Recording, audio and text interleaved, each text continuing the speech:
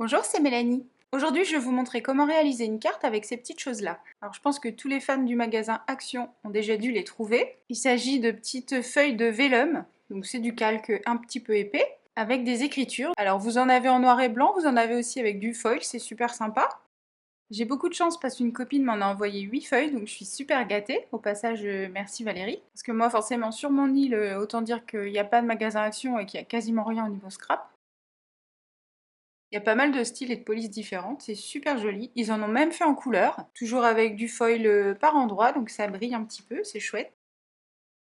Donc nous, aujourd'hui, on va prendre un doré et on va tout simplement réaliser une carte.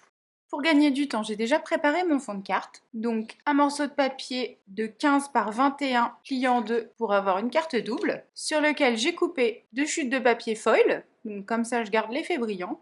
Et puis avec un spray, j'ai fait des petites taches sur mon fond pour agrémenter un petit peu. Et voilà, je l'ai fait en avance, comme ça c'est bien sec, je peux m'en servir tout de suite, on n'a pas besoin d'attendre. Donc, on va utiliser ce message, et donc pour l'utiliser, on va le découper avec des dies. Il va vous falloir deux dies de taille très proche, donc vous voyez, un légèrement plus petit que l'autre.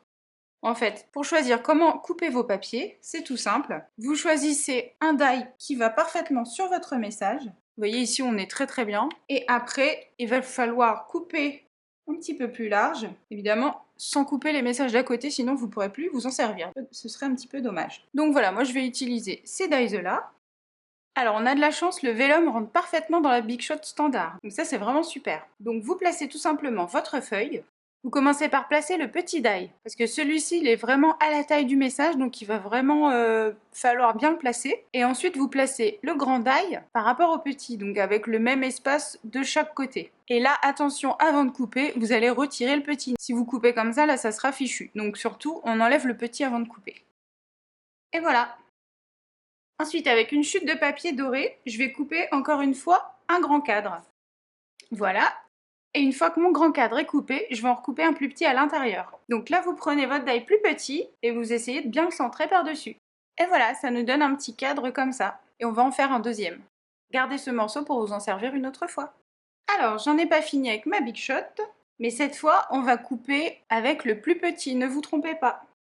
Donc ici, on va faire une ouverture sur notre carte pour pouvoir venir placer le vellum. Donc choisissez l'emplacement et surtout ne vous trompez pas, prenez bien le plus petit des deux dies. Et voilà, on obtient une carte perforée. Donc cette fois, j'en ai fini avec la Big Shot. Je vais prendre mon vellum et vous l'aurez compris, le but est de venir le placer ici. Alors pour ça, vous voyez que quand on le place comme ça, on va le centrer de façon à ce que les écritures ne soient pas mangées par les bords. Et vous voyez qu'il reste un tout petit bord, c'est la zone qu'on va pouvoir coller. Alors moi je vous conseille d'éviter la colle liquide puisque ça fait gondoler tout ce qui est calque. Donc le mieux est d'utiliser un double face très fin, un double face 3 mm.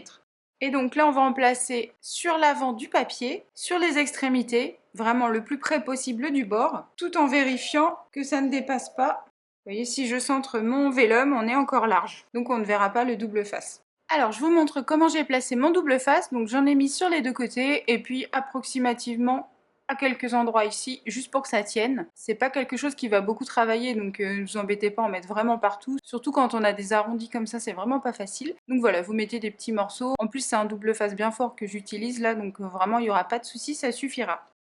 Donc voilà, et puis bah forcément, vous venez le centrer après. Donc voilà ce que ça donne, c'est plutôt pas mal. Alors après, si vous voulez habiller ici, vous voyez que c'est pas forcément joli, on voit forcément un petit peu le double face.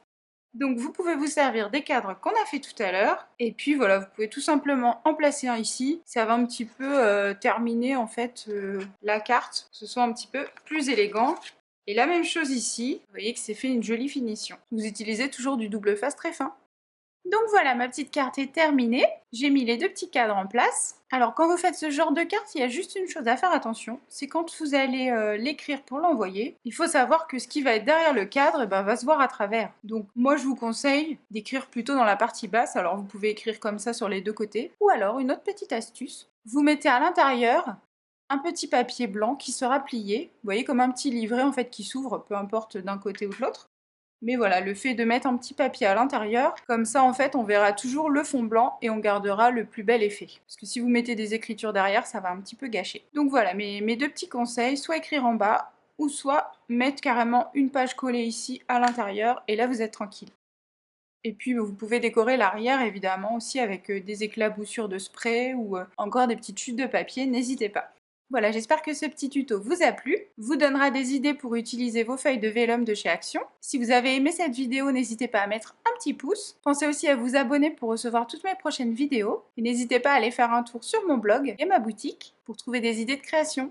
Si vous avez envie de me montrer vos réalisations inspirées de mes tutos, j'ai fait un groupe sur Facebook qui s'appelle Miops Création, partagez vos réalisations, tout simplement. Et comme ça, vous pouvez publier les photos de vos créations faites d'après mes tutos, faites aussi d'après le matériel de la boutique. Donc voilà, moi ça me fait super plaisir de les voir et puis ça donne des idées aux autres. Et c'est super sympa d'échanger ensemble et de partager vos photos. Voilà, je vous dis à très bientôt!